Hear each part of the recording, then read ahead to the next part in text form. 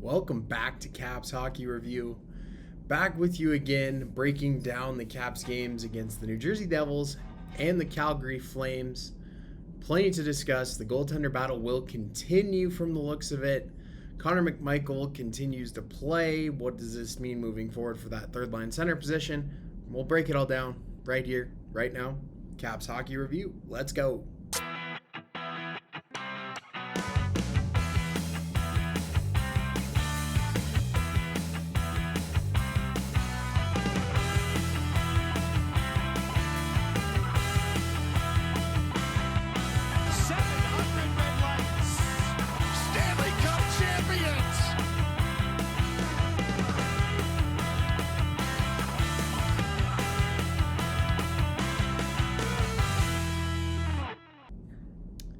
And off we go. Caps Hockey Review off and running once again.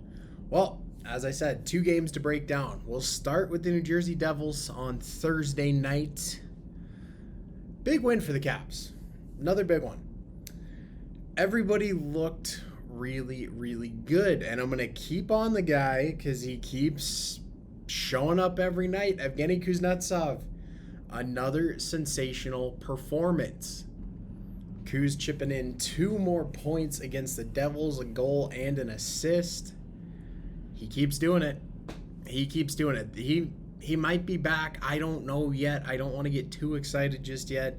We're only 5-6 games into this young season, so let's maybe temper the expectations a bit. I think a lot of it has to do with Backstrom being out, and I've talked about before, when Backstrom comes back, if this team can maintain the way they're playing right now, once Backstrom comes back, they're going to be a really dangerous team. But I think right now what we're seeing is Kuz, maybe understanding that if he did not get back to the level that we saw him get to in 2018 and 2016 when he had those really, really strong seasons, maybe if he didn't get back to that, he was going to finally be traded. There was certainly a lot of speculation. There were a lot of rumors. And being addressed publicly by Brian McClellan saying, we need the guy to be better. We expect better play from our center position and from our leaders. That's a pretty big wake-up call. So maybe that he took that to heart. Maybe it's a combination of that and Backstrom being out. Who knows? Maybe it's just a more focused, a more dialed-in Kuznetsov than we've seen these past few years, and he's really committed to growing his game and continuing a standard of excellence that he established all the way back in 2018. It seems so long ago since that playoff run where he was, I believe, 31 points in 24 playoff games. Those are legendary type numbers. If you can sustain that over a career, and he hasn't yet, but if he can find a way to sustain that, there's no reason the Caps can't squeeze another couple cups out of this Ovechkin-Backstrom era. Moving past Kuznetsov, finally we saw as well that second line. That Mantha-Eller-Sprong line finally found its way onto the board. Mantha's been chipping in a little bit. He scored again against the Devils on Thursday. Daniel Sprong chipped in as well. So it's coming to life a little bit for that second line, which is really nice to see. It's been, top line, that Ovechkin, Kuznetsov, Wilson line has been very, very good. That fourth line, the Hagelin, Dowd, Hathaway line has been, as it always is. They just do their thing. They don't do a lot of glamorous things. It doesn't necessarily show up on the score sheet every night, but they do a lot of important things for this team. So you need your 4 lines to get on track. And yes, you have time to do that, but the sooner everybody kind of comes together and everybody starts contributing, that's what makes a team dangerous. That's what makes deep playoff runs. That's what makes division winners, conference winners. Having a team in sync and on the same page is what you need to win a Stanley Cup. And I won't say the Caps are to that point just yet, but they've looked really, really good through these first 5 games, I think it is. Really good. There's a lot to be encouraged by. There's a lot to be excited about here. So hopefully this can continue. I'm going to stay on my same theme that I've been on. It's still early. There's a lot of runway left in this season. let's just take it one game at a time. Let's not get too excited. Let's not get too down. Let's see where they are at the end of the year and roll from there. But Devils game, I mean, defensively, the Caps have not changed anything in these first 5 games. We're seeing Faravari play with Carlson. We're seeing Orlov play with Jensen on the second pair. And then we're seeing Trevor Van Riemsdyk and Trevor Van Riemsdyk and Justin Schultz on that third pair. I apologize. That was a little bit of a miss by me. It hasn't changed, and we didn't see it change, the top 6 change much last year either. I mean, Laviolette really, really likes these groupings, and he should. They've been really good. I think, like I said before, Faravari has a guy in Carlson who he can learn a lot from. I mean, Carlson has been around the league. He's been a number 1 defenseman for a long time. Of course, they play a little bit of a different style. They kind of complement each other a little bit, which is really nice to see. So defensively, not much changing. Things have been going pretty good for the defense so far. Of course, again, a lot of time left in this season, but encouraging so far on all fronts there. And finally, in the net, I thought as of my previous video that Vitek was going to be the guy, and he certainly looks like the first choice for Laviolette right now. He got the start for the Devils. He played extremely well yet again. Had a shutout spoiled late in the game by the one Devils goal. So, and he made a ton of excellent saves. 10 bell saves. He's facing high danger chances, and he's answering the bell. He's living up to the expectation. So I hope this is him kind of emerging, and maybe, like I talked about with Nick Jensen, we might have another kind of a late bloomer on our hands in Vitek Vanacek. I mean, being 25 is not old to be in the NHL by any stretch, but we're seeing goalies come in younger and younger. I mean, we're seeing guys like Matt Murray made his impact with the Penguins at 21, 22 years old. John Gibson did the same thing with the Ducks. We're seeing Elias Sorokin come in for the Islanders at 21, 22 years of age, 23. So a little bit maybe behind the curve lately, but Vanacek has a lot of time in front of him, and so does Samsonov. I cannot sit here and say that Elias Samsonov is the number 2, because I'll get into the Flames game here in a minute, but he played really well in that game. So far this season, up to the Devils game, and even after the Devils game, in the Flames game, there's a lot of things to be encouraged by this team. There's a few things that need to be cleaned up, but it's early. You have new guys in the lineup. You're working Faravari in. You're kind of, I'm guessing the rotation with McMichael and LaPierre will continue. So they have to find themselves. I mean, this is not, jump on the ice day 1 and we're going to go full speed through game 82 and everything's just going to be hunky-dory and nothing's going to go without a hitch. There's always hitches in NHL seasons. You always have a downtime. You maybe have some injuries. Who knows? But very encouraging so far. Jumping forward to the Flames on Sunday afternoon, a little matinee for the Caps. Back at home, Capital One Arena. Bad start. Real bad start. Of course, the Flames go quick strike. They score 2 goals in about a minute and change, and then another one right at the end of the period to kind of add an exclamation point. 3-0 after the first. Disappointing. Vitek Vanacek is a casualty of this. He gets yanked. Kind of a rough start, a rough afternoon for him. We cannot put this all on him. I mean, the Flames scored a shorty. They moving the puck around really well.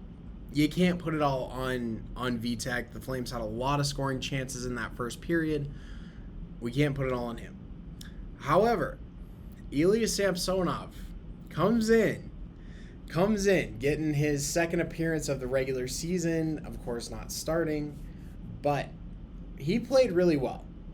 Only allowing 1 goal. He only saw 14, 15 shots, but he played really well. Coming in cold, it's a lot to expect of a young goaltender, and he kind of rose to the occasion here.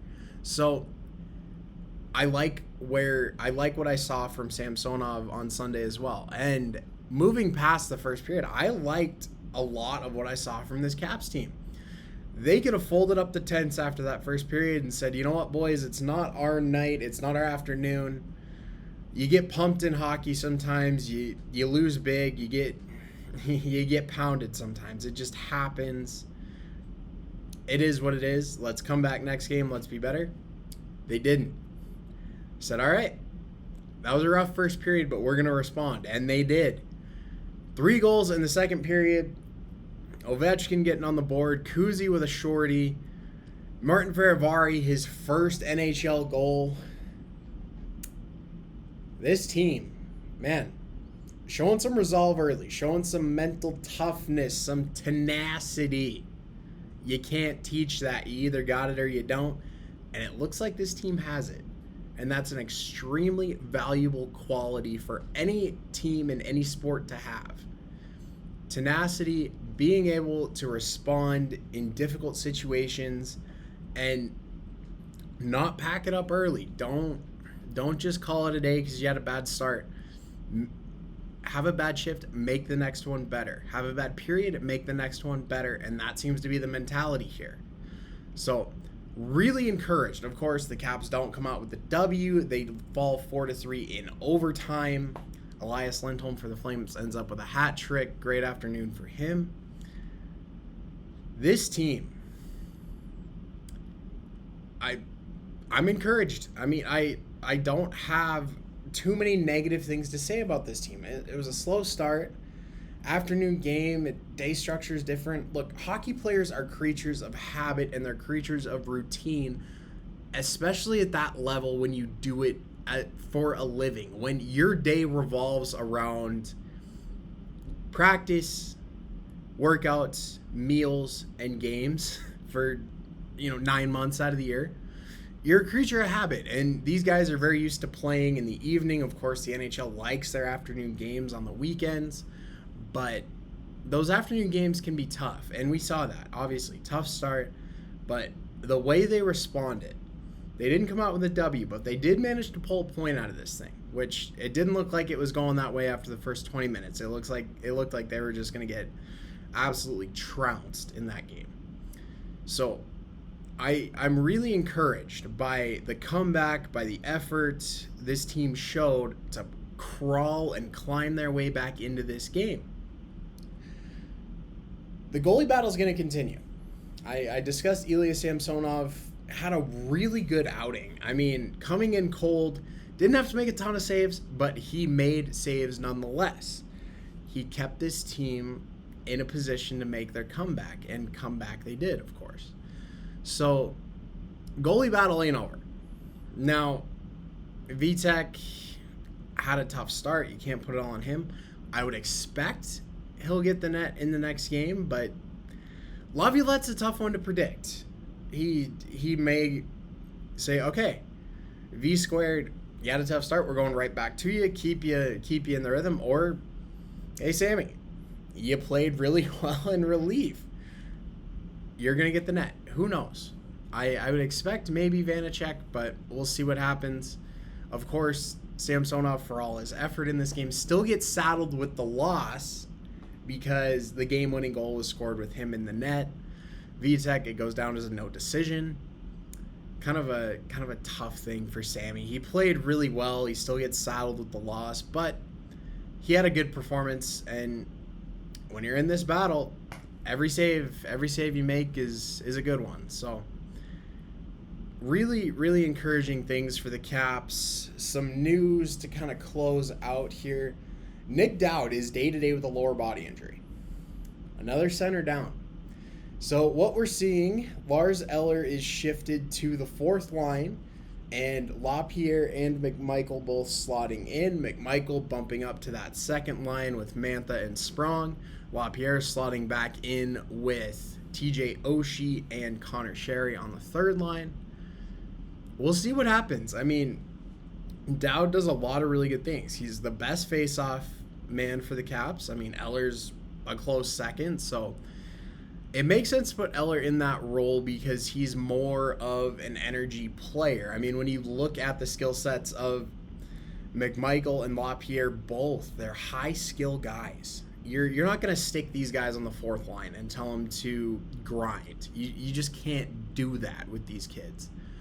That's not their play style. That's not how they came up in the game. The game has shifted so much from the old style to beat the wheels off the other team, grind them down, and let's win this thing 2-1.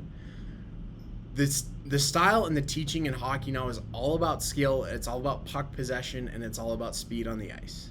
These guys are not going to play that grinder role. They're just not going to do it. You can't really put that on them. They're first round draft picks. They are, and I'm not trying to say they're above playing on the fourth line. It just does not suit their skill set to play in that role. So I think that's why we're seeing that change. Eller is so versatile. He can do just about anything. He can be the skill guy if you need him to, but he can also play that energy group, that grind line, whatever you want to call it. So I think that's why we're seeing that. I'm really, really excited for Monday to see both of these kids slot in and see what they can do.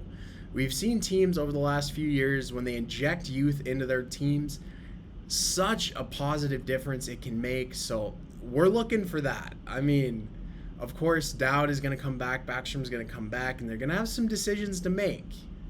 But I'm really excited to see what these two kids can do having the chance. I mean, for lack of a better term here, for basically kicking the training wheels off and saying, all right, boys, we need you. Let's go. This is going to be big. This is going to be an important step, and we're going to see how they do. Maybe they both do really well. Maybe they both don't. Maybe one does better than the other. We'll see. This is going to be really exciting to watch. So I will be back with you. Of course, I've been doing this every 2 games, and I think that will continue here. Really, really good stuff so far this season. Hoping it continues. Until next time, go Caps.